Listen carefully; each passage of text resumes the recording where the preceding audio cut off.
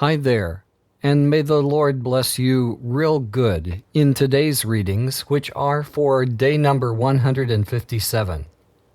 They are 2 Samuel 1, the first reading in Psalm 107, and the first reading in Romans 11. David returned from being sent home from battle with Israel, only to find that his town had been ransacked by the Amalekites. He found strength in God, asked for God to direct him, and succeeded in retrieving everything, and even much more. However, in Israel, Saul and his 3 sons died, and the Israelite army was completely defeated.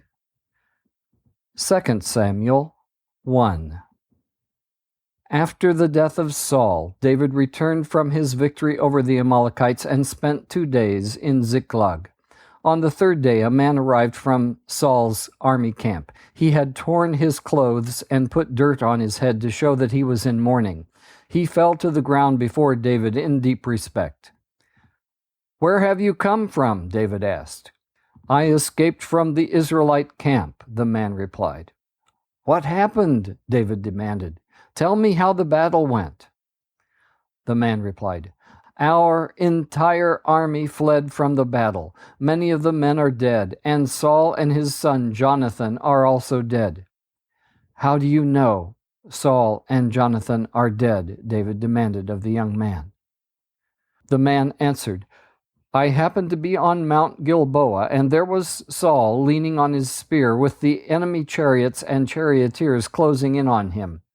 When he turned and saw me, he cried out for me to come to him. 'How can I help?' I asked him. He responded, 'Who are you?' 'I am an Amalekite,' I told him. Then he begged me, 'Come over here and put me out of my misery, for I am in terrible pain and want to die.'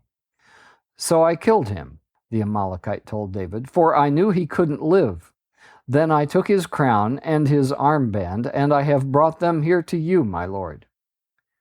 David and his men tore their clothes in sorrow when they heard the news.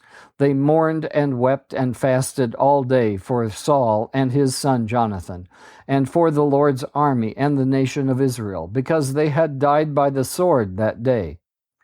Then David said to the young man who had brought the news, "Where are you from?" And he replied, "I am a foreigner, an Amalekite, who lives in your land." "Why were you not afraid to kill the Lord's anointed one?" David asked. Then David said to one of his men, "Kill him."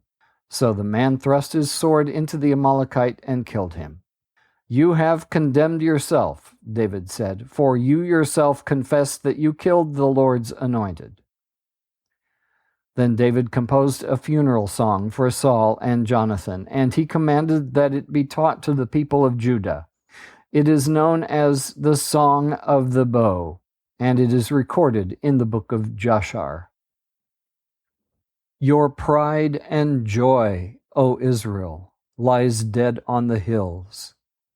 Oh, how the mighty heroes have fallen. Don't announce the news in Gath. Don't proclaim it in the streets of Ashkelon. Or the daughters of the Philistines will rejoice, and the pagans will laugh in triumph. O mountains of Gilboa, let there be no dew or rain upon you, nor fruitful fields producing offerings of grain. For there the shield of the mighty